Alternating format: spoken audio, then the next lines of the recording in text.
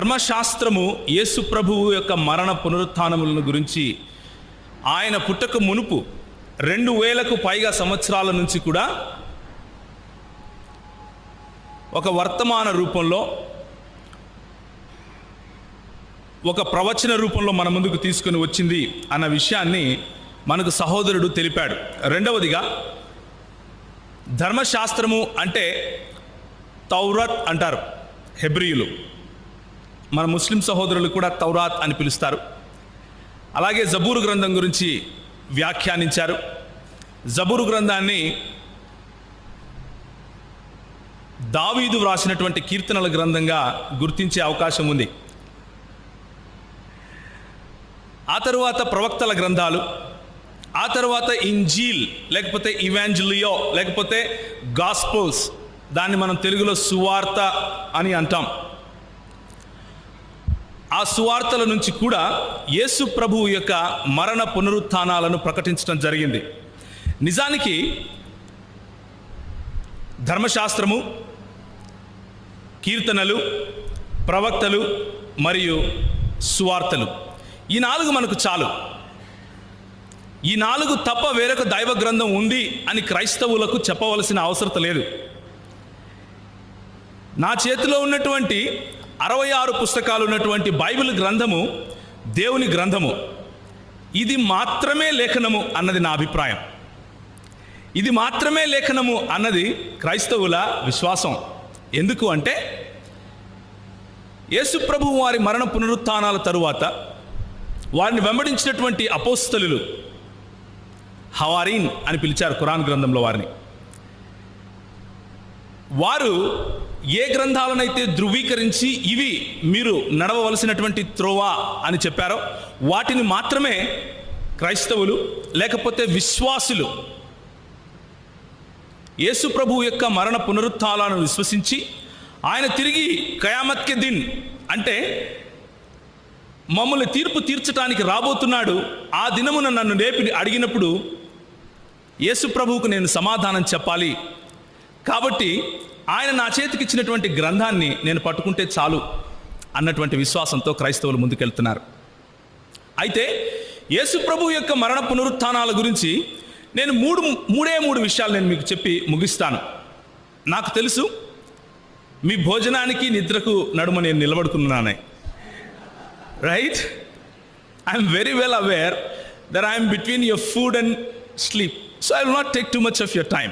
మీ సమయాన్ని ఎక్కువగా తీసుకోను. అయితే క్రైస్తవ దృక్పథాన్ని, క్రైస్తవుల ఆలోచన వైఖరిని అర్థం చేసుకోవటానికి మన ముస్లిం సహోదరులు కూడా ఎంతగానో ఆశ చూపించి వచ్చారు. కాబట్టి ప్రభు పేరట మీ అందరికీ కూడా అస్సలాము అలైకుం వరహమతుల్ మసీహి వబరకాతు. యేసు ప్రభు యొక్క కారుణ్యము, కృపా కటాక్షములు మీ పైన ఉండునుగాక అని నేను యేసు ప్రభువుకు ప్రార్థన చేస్తున్నాను. మీకు ఆయన ఇచ్చే శాంతి, సలాం మీకు లభించునుగాక అని నేను ప్రార్థన చేస్తున్నాను.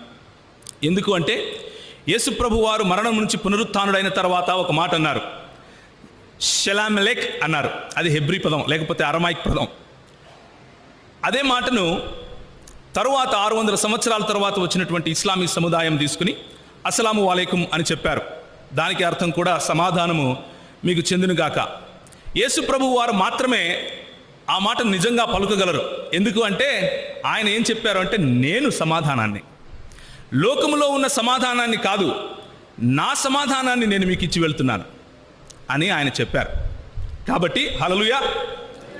కాబట్టి యేసు ప్రభువు ఇచ్చే సమాధానాన్ని మీకు కలగాలి అని నేను మనస్ఫూర్తిగా కోరుకుంటున్నాను. ఆ విధంగా అపోస్తలుల కార్యములు 2వ అధ్యాయము, ఒకవేళ మీ దగ్గర బైబిల్స్ ఉంటే ఓపెన్ చేసి చూడండి. అపోస్తలుల కార్యములు 2వ అధ్యాయము 15వ వచనం ఎవరైనా గట్టిగా చదివితే చక్కటి మాట. అపోస్తలుల కార్యములు 2వ అధ్యాయం 15వ వచనములో, అదే 2వ అధ్యాయం 18వ వచనంలో మనకు కనిపిస్తుంది. ఎవరైనా చదువుతారా? మీరు ఊహించినట్లు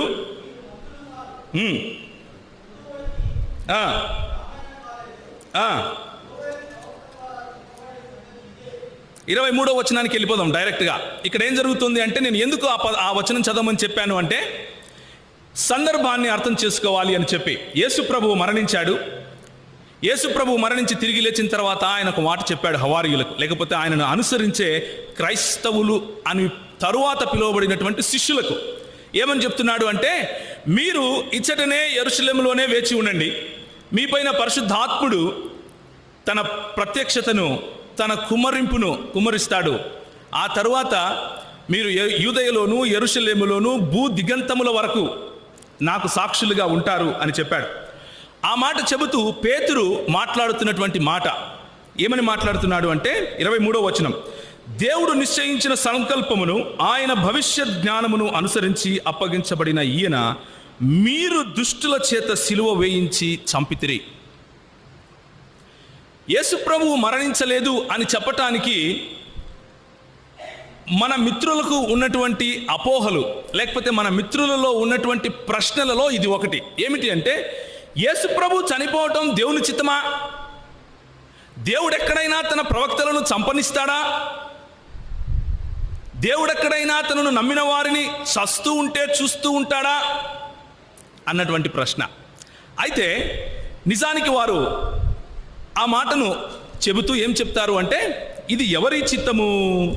దుష్టుల చేత సిలువ వేయించారు.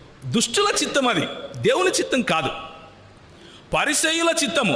ఎందుకు? యోహాను సువార్తలో వారు ఒక చోట గుమికూడి ఏమని ప్రణాళిక వేశారు, ఏమని ఆలోచన చేశారు? యేసు ప్రభువును చంపాలి అని ఆలోచన చేశారు. కాబట్టి అది పరిసయ్యులు మరియు శాస్త్రుల చిత్తము, అంతేకాని దేవుని చిత్తము కాదు. అయితే ఆ ప్రశ్నకు, ఇక్కడ నుంచి తీసుకున్నటువంటి ప్రశ్నకు సమాధానం కూడా ఇక్కడే ఉంటుంది. 3వ అధ్యాయము అపోస్తలుల కార్యములు 15వ వచనం చూస్తే, మీరు జీవాధిపతిని చంపితిరి. మీరు జీవాధిపతిని చంపితిరి. ఇక్కడ జీవాధిపతి ఎవరు? యేసు ప్రభు వారి గురించి, ఆయనను చంపటం గురించి చెబుతున్నాడు. దేవుడు ఆయనను మృతులలో నుండి లేపెను అని అంటున్నాడు. ఆ తరువాత 18వ వచనం, అయితే దేవుడు తన క్రీస్తు శ్రమపడునని సమస్త ప్రవక్తల నోట ముందుగానే ప్రవచించాడు. తన క్రీస్తు ఎలాంటి శ్రమ పడతాడని? చావు అనే శ్రమ పడతాడని 15వ వచనంలో మనం చూసాం. మీరు జీవాధిపతిని చంపితిరి. ఇది దుష్టుల చేత చంపారు దుష్టులు అన్నది ఎంత నిజమో, 23వ వచనంలో దేవుడు నిశ్చయించిన సంకల్పమును అన్న మాట గమనించాలి. ఎందుకు అపోహలు వస్తాయి అంటే, దేవుని వాక్యాన్ని సరిగ్గా చదవకపోతే వస్తాయి, సగం సగమే తీసుకుంటే వస్తాయి. దీన్ని చెర్రీ పికింగ్ అంటారు. దేవుని వాక్యాన్ని సంపూర్ణంగా చదివితే అక్కడే సమాధానం ఉంటుంది. సమాధానం ఏంటి? దేవుని సంకల్పము ఏమిటది? నీ కొరకు, నా కొరకు మన ప్రభు అయిన యేసుక్రీస్తు చనిపోవాలి అని, ఆయన తన సలాం మనకి ఇవ్వాలి అన్నది దేవుని సంకల్పం. ఎందుకు అంటే, మనము మన సొంత నీతి క్రియలతో సలాం సంపాదించుకోలేం. కాబట్టి మనము ఎంత ప్రార్థించినా, ఎంత నీతి కార్యాలు చేసినా, ఎంతగా పై మెరుగులు దిద్దినా, లోపల మనస్సు మాత్రం కుళ్ళుతోనే, పాపముతోనే ఉన్నది అని బైబిల్ చెప్పే సత్యం. కాబట్టి ఆ పాపములను గురించి మనల్ని మనం చనిపోయే సమయంలో అలా కాకుండా మనందరము చనిపోవటం ఇష్టం లేక ప్రభు అన్నాడు, నేను నా సంకల్పము చొప్పున, ఎఫెసీయులకు రాసిన పత్రిక 2వ అధ్యాయంలో, జగత్తుకు పునాది వేయబడక మునిపే క్రీస్తులో ఆయన మనల్ని ఏం చేశాడు? ఎన్నుకున్నాడు. జగత్తుకు పునాది వేయబడక మునిపే ఈరోజు మన సహోదరులు ఇక్కడ కూర్చుని సువార్త వింటారు అని ఆయన నిశ్చయించాడు. హల్లెలూయా! ఇది దేవుని నిశ్చయము. 2వ అపోహ, మొదటి అపోహ ఏంటంటే, ఇది దుష్టులు చంపారు అని అనుకుంటున్నారు, దేవుడు చంపాడు అని కాదు. కానీ దేవుని చిత్తము చొప్పున దుష్టులు ఆయనను సిలువ వేశారు. 2వ అపోహను చూద్దాం. హెబ్రీయులకు రాసిన పత్రిక 11వ అధ్యాయం, హెబ్రీయులకు రాసిన పత్రిక 11వ అధ్యాయము 17వ వచనం ఎవరైనా గట్టిగా చదువుతారా?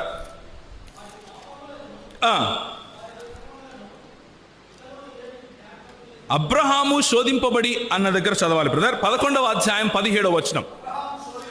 అబ్రహాము శోధింపబడి విశ్వాసమును బట్టి ఇస్సాకును బలిగా అర్పించెను. ఒక్క మాట. ఆదికాండము 22వ అధ్యాయంలో సహోదరుడు మాట్లాడుతూ ఇస్సాకును బలిగా అర్పించినటువంటి సందర్భాన్ని గురించి మాట్లాడాడు. అయితే ఇస్సాకును నిజంగా బలిగా అర్పించాడా అక్కడ అబ్రహాము? ఏమంటారు? అర్పించలేదు. ఇస్సాకు చనిపోలేదు. ఇస్సాకును చంపటానికి కత్తి తీసి ఆయన పైన వేయడానికి ముందే యెహోవా ఏం చేశాడు? ఆగుము. ఆ చిన్నవాడి పైన ఒక్క వేటు కూడా పడటానికి వీల్లేదు. ఆ తరువాత చూచుచున్న దేవుడవు నీవే, యెహోవా ఇరే. చూచుచున్న దేవుడు నీవే కాదు, యెహోవాయే చూచుకొనును. He will take care of me అన్నటువంటి మాట ఇస్సాకును రక్షించినటువంటి ప్రభువుకు అబ్రహాము పెడతాడు. కాబట్టి మన సహోదరులకు ఉన్నటువంటి అపోహ ఏమిటి అంటే, ఆనాడు ఇస్సాకు చనిపోయాడా? చనిపోలేదు. అలాగే ఎవడు ఆ వాగ్దానములను సంతోషముతో అంగీకరించెనో అని ఎవడు చెప్పబడెనో ఆ అబ్రహాము మృతులను సైతము లేపుటకు దేవుని శక్తిమంతుడని ఎంచినవాడై తన ఏకకుమారుని అర్పించిన ఉపమాన రీతిగా అతనిని మృతులలో నుండి మరలా పొందెను. చనిపోకున్నా కానీ మృతులలో నుండి పొందాడు. वो मरा नहीं है, फिर भी मृतकों में से उन्होंने पाया है उसे वापिस. ये कैसे? అలాగే యేసు ప్రభువు కూడా చనిపోకుండా కూడా ఆయనను దేవుడు కాపాడుకున్నాడు అన్నది ఒక అపోహ. అయితే నేను ఇంతకుముందు చెప్పినట్లుగానే వాక్యాన్ని అక్కడ ఉన్నది ఉన్నట్లుగా చదివితే అక్కడే సమాధానం ఉంటుంది. ఒకసారి చదువుతారా? మృతులలో నుండి పొందెను అన్న దానిపైన ఎవరైనా ఒకసారి పబ్లిక్లో ఉన్న వాళ్ళు ఎవరైనా చదవండి. 17వ వచనం నుంచి మళ్ళీ.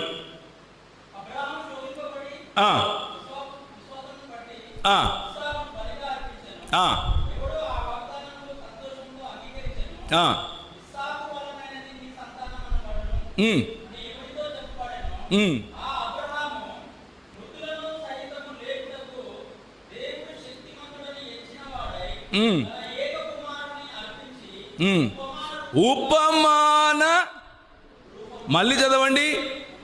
ఉపమాన రూపముగా అంటే అర్థం ఏమిటి? ఏంటి అర్థం? లైక్ ఎన్ ఎగ్జాంపుల్, ఒక ఉపమానం. అది ఆ మాటను మిస్ చేస్తే ఏమవుతుంది? చనిపోలేదు కానీ బ్రతికే ఉన్నాడు అన్న కంక్లూషన్ వస్తుంది. దేవుని వాక్యం ఏం చెబుతుంది? ఉపమాన రీతిగా ఆయన వెనక్కి ఎవరు ఉపమానము? యేసు ప్రభు ఉపమానం. ఏంటా ఉపమానము? 1 కొరింథీయులకు రాసిన పత్రిక 15వ అధ్యాయము 12వ వచనము. కొరింథీయులకు రాసినటువంటి మొదటి పత్రిక 15వ అధ్యాయం 12వ వచనం. క్రీస్తు మృతులలో నుండి లేపబడి, ఉపమాన రీతిగా లేపబడున్నాడా? ఏమంటారు? క్రీస్తు మృతులలో నుండి ఉపమాన రీతిగా లేపబడ్డా? అపోహ అన్నది వాక్యాన్ని సరిగ్గా చదవకపోతే వస్తుంది. లేఖనములను ఎరుగకయు దేవుని శక్తిని ఎరుగకయు వారు పొరబడుచున్నారు. ఎవరు? అపోహలు కలిగిన వారు లేఖనాలను ఎరుగక పొరపడుచున్నారు. దయచేసి ప్రేమపూర్వకంగా నేను సహోదరులను సహోదరులందరినీ ఆహ్వానిస్తున్నాను. లేఖనాలను చదవండి. లేఖనాలలో సత్యము పటాపంచలు అవుతుంది. ఇక 3వ అపోహ వైపుకు నేను వెళ్తాను. అదేంటంటే, నేను దాదాపు ఒక 10 రాసుకొని వచ్చాను. సమయం లేదు కాబట్టి 5 మాత్రమే చెప్తాను. యోహాను సువార్త 12వ అధ్యాయం 34వ వచనంలో యేసు ప్రభువు దగ్గరికి ప్రజలు వచ్చి ఈ విధంగా అంటున్నారు. ఏమని అంటున్నారు అంటే, క్రీస్తు ఎల్లప్పుడూ ఉండునని మేము ధర్మశాస్త్రములో చెప్పుట వింటిమి కదా అంటున్నారు. చదువుతారు ఎప్పుడైనా? చదవండి.